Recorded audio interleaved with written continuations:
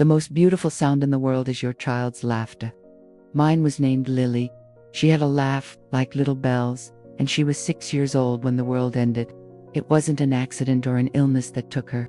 It was a piece of paper, a judge's signature, and my own sister's testimony.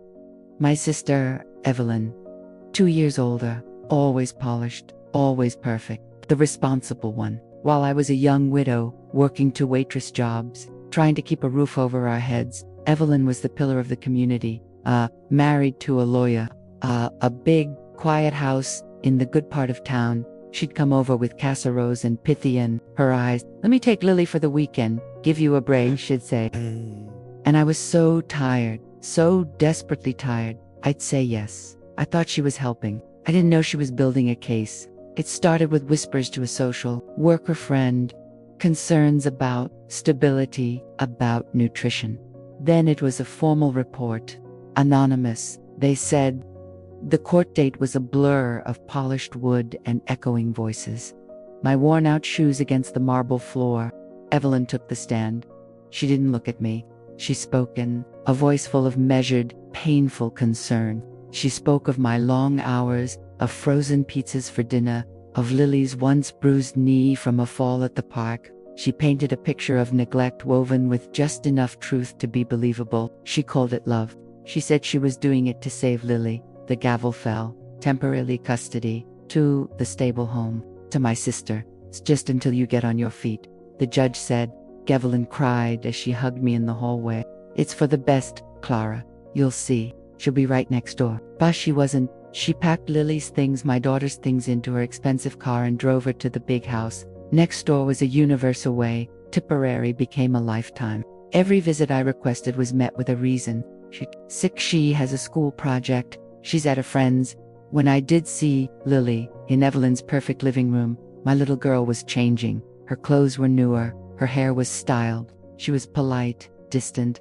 Aunt Evelyn says, I can call you Mom when we're alone, she whispered once, a secret that broke my heart. Then the final blow.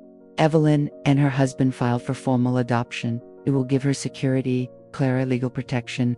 You'll still be her aunt. Nothing will change. Everything change.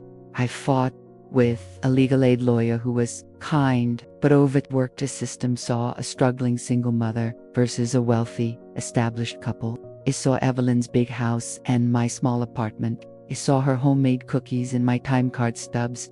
It saw her version of salvation and called Idla. I lost permanently. My daughter became my niece. My sister became her mother.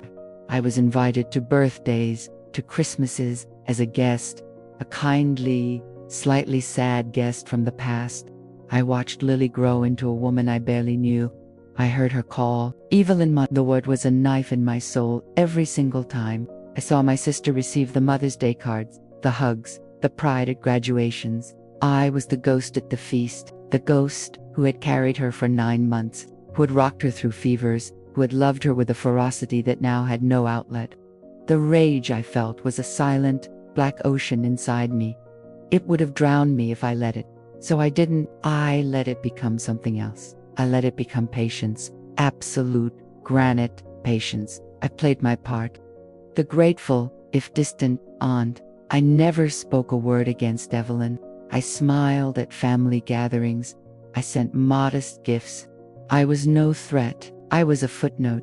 Evelyn basked in her victory, in her perfect family. She had taken my greatest treasure and displayed it as her own trophy. And she thought I had accepted it. She thought love was a possession you could steal. She didn't understand it was a route, growing deep underground, waiting for its season. I lived my life. A small life. I found a good job, built modest savings. I never married again. How could I? My heart had been fossilized around the day I lost Lily. I watched from the sidelines as Lily married, as she had children of her own, my grandchildren, a boy and a girl, Jacob and Maya. They knew me only as Grattan Clara, the quiet old lady who gave good birthday money and had sad eyes. Evelyn was the radiant grandmother, the matriarch, the foundation of the family story. And what a story she told, the story of how she rescued her poor sister's child, a story of sacrifice and love. My role was the cautionary tale, the troubled prologue. I listened to it for decades. I let it be told. I fed the story with my silence. Because the one thing I had that Evelyn didn't was time and truth. I began my real work, not with a lawyer, but with an archivist's care. I found the old court documents. I tracked down the social worker, long retired, who admitted over tea that Evelyn had expressed very persistent concerns. I saved every birthday card I ever sent Lily, returned unopened in the early years by Evelyn by mistake. I kept a journal, not of my feelings, but of facts, dates, times, quotes, the paper trail of a theft dressed up as charity. I stored it all in a safety deposit box, not to use, not yet. To know it was there, it was my anchor. My proof that I hadn't dreamed the hell I'd lived through 40 years.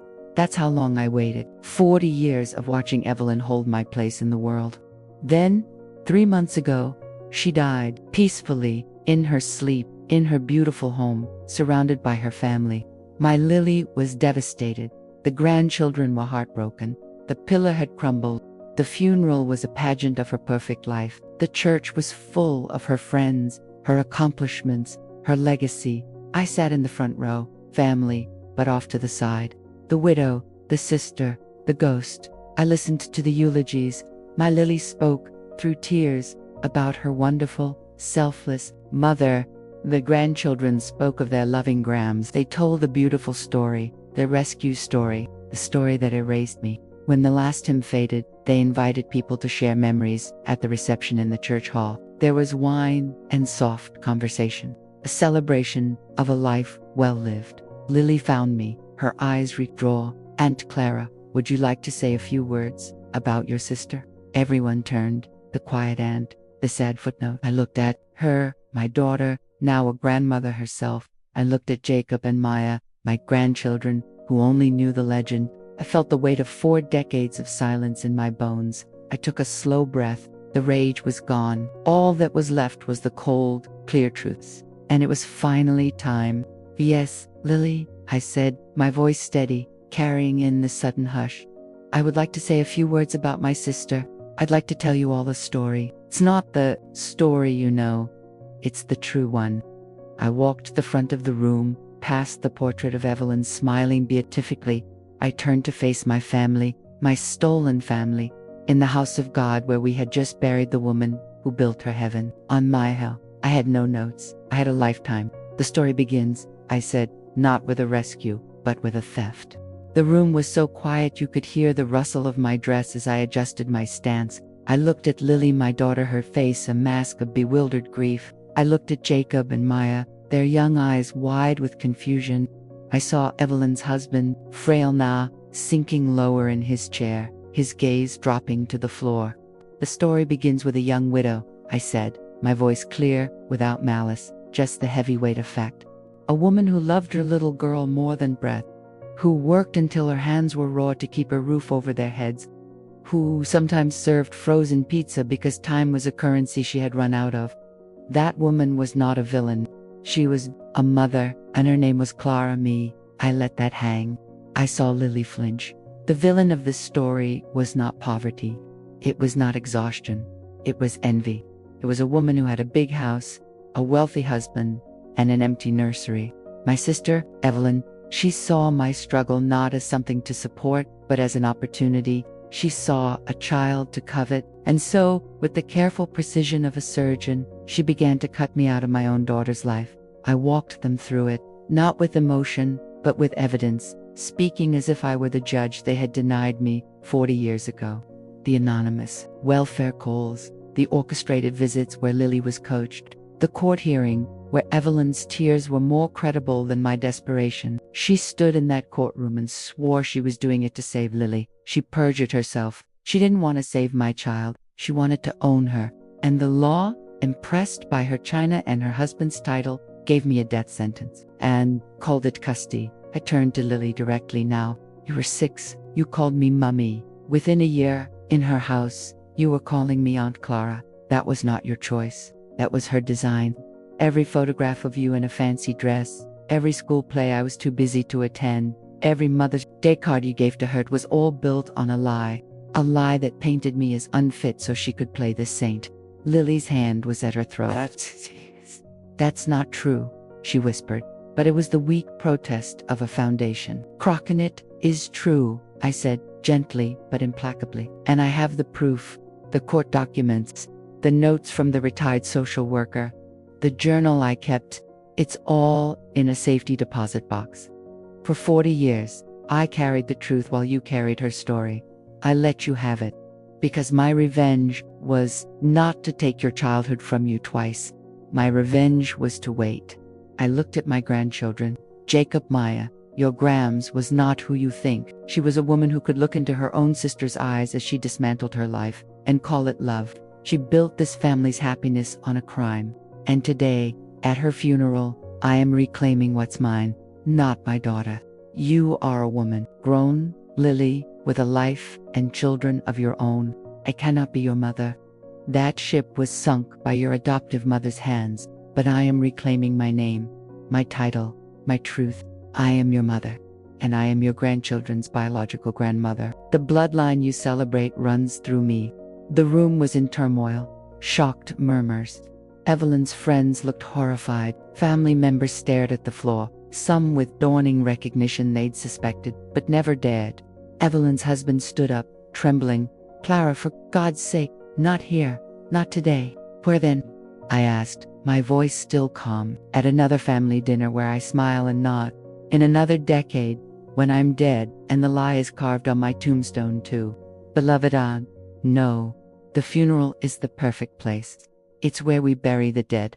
And today, we are finally burying her lie. I turned back to the grandchildren. Do you deserve to know where you come from? Not from a story of charity, but from a story of survival.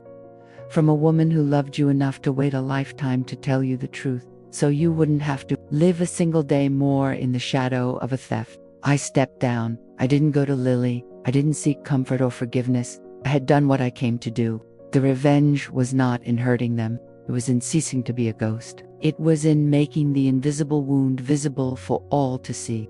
In the one place where her perfect image was meant to be cemented for eternity. I walked out of the church hall into the blinding afternoon sun. The weight of 40 years was gone. I had carried it to her grave and laid it down. The aftermath was not my concern. The seeds of truth were planted. They would grow or they would not. But they were no longer buried inside me, poisoning my soul. Later, Lily came to my small house. She was alone. She looked aged a decade in a single afternoon. Why? She asked, her voice hollow. Why tell them like that?